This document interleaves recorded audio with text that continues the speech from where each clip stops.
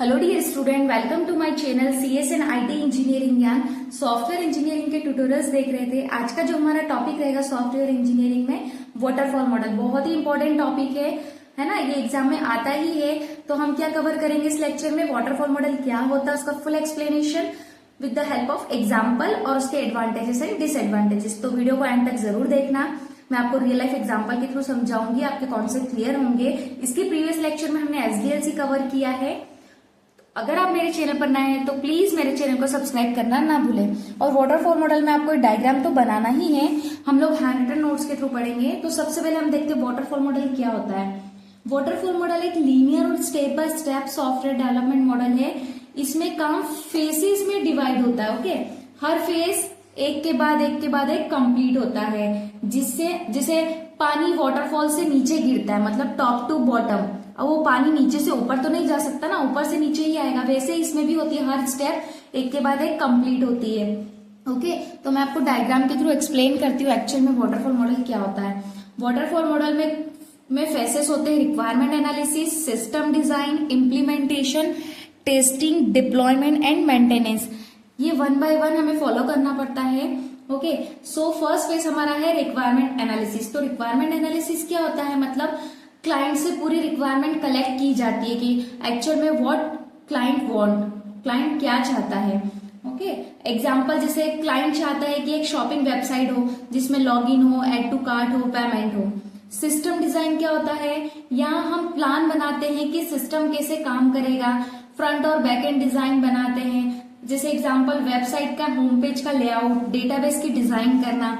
तो step by step follow, पहले हमने रिक्वायरमेंट कलेक्ट की, देन हम उसकी डिजाइन करेंगे। थर्ड पॉइंट है इम्प्लीमेंटेशन। इम्प्लीमेंटेशन मतलब क्या होता है, कोडिंग। ठीक है, अब डेवलपर्स कोड लिखना स्टार्ट करते हैं डिजाइन के अकॉर्डिंग। तो पहले ही कोडिंग नहीं कर सकते, पहले डिजाइन होगी, तो डिजाइन के अकॉर्डिंग ही डेवलपर यहाँ पर क्या करते हैं, कोड लिखना स्टार्ट करते हैं। फोर्थ फेज है टेस्टिंग। टेस्टिंग में यहाँ सॉफ्टवेयर को चेक किया जाता है कि कोई बग या एरर तो नहीं है। आफ्टर कोडिंग टेस्टिंग होती है, पहले टेस्टिंग नहीं कर सकते जब तक कि डेवलपर अपना काम कंप्लीट ना करे। तो हम यहाँ पर स्टेप्स को फॉलो करते हैं लाइक वाटरफॉल। तो नेक्स्ट स्टेप है डेवलपमेंट। ठीक है, तो डेवलपमेंट में क्या कि सॉफ्टवेयर को लाइव सर्वर पे अपलोड कर दिया जाता है। आपका सॉफ्टवेयर कंप्लीट है, कोई एरर बग नहीं है, जहां रियल यूजर यूज कर सके, उसे बताते कि हाँ एक्चुअल आपकी जो एक्सेप्टेशन थी उसके अकॉर्डिंग हमने आपका सॉफ्टवेयर कंप्लीट किया है। मेंटेनेंस क्या होता है, सॉफ्टवेयर लॉन्च होने के बाद अगर कोई प्रॉब्लम आए तो उसे फिक्स करते हैं। हम यहाँ पर स्टेप बाय स्टेप फॉलो करना पड़ता है वाटरफॉल मॉडल में। ऐसा नहीं कि पहले हम ये स्टेप कर रहे हैं देन ये करेंगे, हमें यह स्टेप्स को फॉलो करना पड़ता है। ओके, सो वाटरफॉल मॉडल की थ्योरी देख लेते हैं, क्योंकि आपको लिखना पड़ेगी ना, इसी टाइप से आप नोट्स बनाना।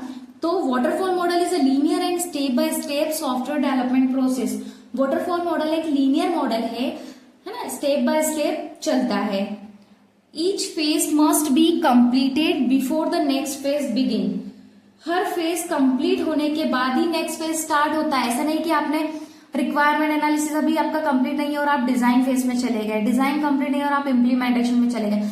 जब तक एक फेज कंप्लीट नहीं होगा आप नेक्स्ट फेज पर नहीं जा सकते। तो ये मॉडल बेस्ट होता है जब रिक्वायरमेंट्स क्लियर और फिक्स्ड होती है। हर फेज कंप्लीट होने के बाद ही नेक्स्ट फेज स्टार्ट होता है। आपको फेसेस तो याद ही हो गए होंगे, requirement, design, implementation, testing, deployment and maintenance. अब इसके एडवांटेजेस देखो, एज इट इज नोट्स बनाना, बिलीव मी आपको कहीं से भी कंटेंट सर्च नहीं करना पड़ेगा। तो एडवांटेजेस देखो इसके, simple and easy to understand and use. Means what कि बिगिनर्स के लिए समझना और फॉलो करना इजी है। सिंपल और इजी टू अंडरस्टैंड मतलब यही कि जो भी बिगिनर्स है उनके लिए बहुत इजी होता है इसे समझना, क्योंकि हर स्टेप्स को आप समझ सकते हो कि पहले हम रिक्वायरमेंट प्लानिंग करेंगे, देन हम डिजाइन, कोडिंग, टेस्टिंग। ठीक है, सेकेंड पॉइंट देखो, well structured, each phase has clear goals and deliverables. मतलब हर फेज का क्लियर गोल होता है कि क्या करना है एक्चुअल में। एक फेज कंप्लीट होगा देन नेक्स्ट फेज कंप्लीट होगा। Third, good for small project with clear and fixed requirement. Means क्या कि जहां क्लाइंट को पता होता है कि उसे क्या चाहिए, ये स्मॉल प्रोजेक्ट्स के लिए बहुत अच्छा होता है ना। इजी टू मैनेज, इसे मैनेज करना बहुत इजी होता है क्योंकि ये स्टेप बाय स्टेप होता है।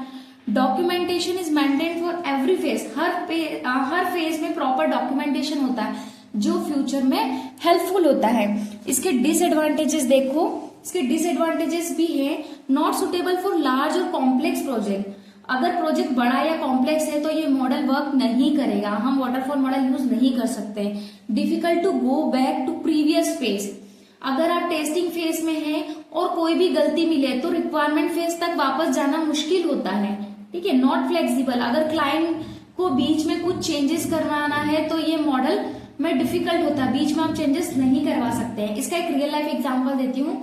सोचिए केक बना रहे हैं, ठीक है, तो केक बनाने की स्टेप क्या होगी, इंग्रेडिएंट्स की लिस्ट मतलब रिक्वायरमेंट हो गया, रेसिपी डिसाइड करना मतलब डिजाइन हो गई, केक बनाना मतलब इम्प्लीमेंटेशन हो गया, टेस्ट करना मतलब टेस्टिंग हो गया, सर्व करना मतलब डिप्लॉयमेंट, और अगर केक ठंडा हो गया तो दोबारा गर्म करना मतलब मेंटेनेंस हो गया। अगर आप अपने इंग्रेडिएंट्स में कुछ गलत लिख दिया या कुछ गलत कर दिया तो बाद में रेसिपी चेंज करना मुश्किल हो जाता है। इसी तरह वाटरफॉल मॉडल में भी होता है। ओके, सो आई होप आपको समझ में आया हो। अगर आपको वीडियो पसंद आया तो लाइक शेयर जरूर करें, और अगर आप मेरे चैनल पर नए हैं तो प्लीज सब्सक्राइब करना ना भूलें, और हैंड रिटन नोट्स बिल्कुल बनाइए आप। ओके, थैंक यू, मिलते हैं नेक्स्ट लेक्चर में, तब तक के लिए हैप्पी लर्निंग।